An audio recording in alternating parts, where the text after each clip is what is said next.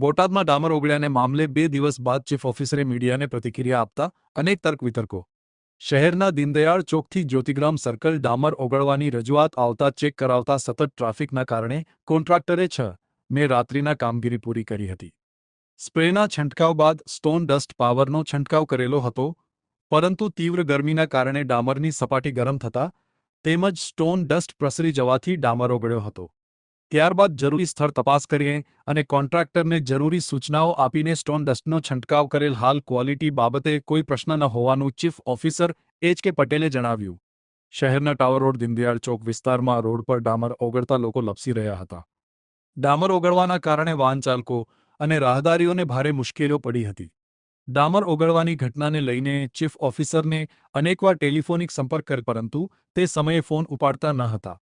આ ઘટનાના સમાચાર મીડિયામાં પ્રસારિત થતા સરકારમાંથી ચીફ ઓફિસરને પ્રેશર આવતા પ્રતિક્રિયા આપી હોવાની ચર્ચાએ તેજ પકડ્યું। બોટાદ શહેરમાં દીનદયાળ ચોકથી જ્યોતિગ્રામ સર્કલ સુધીના જે રોડ બનાવેલો છે એ રોડ ઉપર 2 દિવસ પહેલાં ડામર પીગળવા બાબતે અત્રે રજૂઆતો મળેલ હતી અને ત્યારબાદ આપણે ત્યાં સ્થળોએ તપાસ કરાવી અને જે બાબત ચેક કરાવેલી છે એમાં મુખ્યત્વે એ પ્રકારનું છે કે કોન્ટ્રાક્ટરશ્રી દ્વારા જે આપણને રોડ બનાવવામાં આવેલો અને એમાં BM તથા SDBCની જે કામગીરી છે એ 20/4/26 પૂરી કરેલી હતી।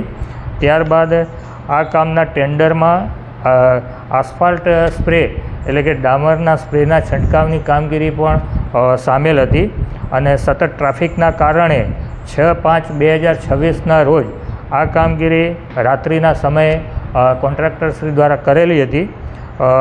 તેમજ સદર સ્પ્રેના છંટકાવ બાદ એમાં સ્ટોન ડસ્ટના જે કહેવાય ને એ પાવડરનો છંટકાવ પણ કરેલો હતો, પરંતુ જે તીવ્ર ગરમીના કારણે ડામર એની સપાટી જે ગરમ થવાથી અને સ્ટોન ડસ્ટ પ્રસરી જવાથી એ જે રસ્તાની સપાટી ઉપર આવવા પામેલું, પરંતુ ત્યાર પછી જરૂરી સ્થળ તપાસ કરી અને કોન્ટ્રાક્ટરશ્રીને જરૂરી સૂચના આપી ફરીથી આ સ્ટોન ડસ્ટનો છંટકાવ કરેલો હતો અને ત્યારબાદ સ્થિતિ પૂર્વવત બનેલી હતી।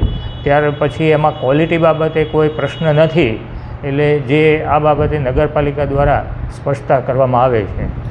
લોકોને આગેવાનોની ક્યાંક ને ક્યાંક એવી પણ માંગી છે કે મોટાભાગે ભ્રષ્ટાચાર થયો છે, સાહેબ શું કહેશો?